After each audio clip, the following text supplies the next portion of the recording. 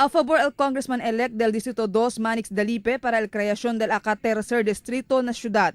Capaz también, según él, para rimpua con este na Kongreso.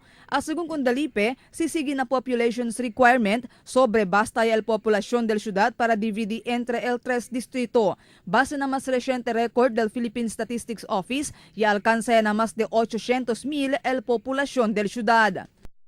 Well, that proposal has been there. It was filed by then Congresswoman Mayor Ben Climaco. Why not? Why not? We will see how it goes. I'm willing to sponsor it also, si Nisisita. 250,000 lang man to Nisita kada un distrito.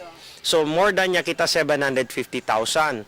Más que también, según mafuerza la representación del gobierno local na gobierno nacional, siendo 3 congresistas ya el ay representa con el ciudad na Kongreso si ay materializa este.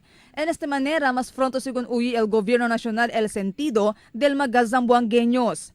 Pero según Kundalipe, debe pasar una na konsultasyon. Importante según que a favor también con el otro mga oficiales del gobierno local hasta na barangay level y diferentes mga sektor. Mas importante según el opinión y decisión del mayoría contra el disuyo lang solamente.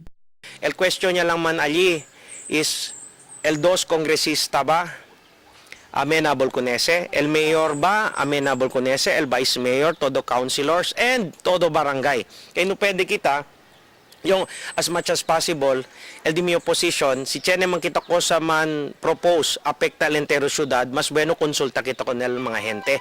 Marifita Mayo, Dateline Zamboanga.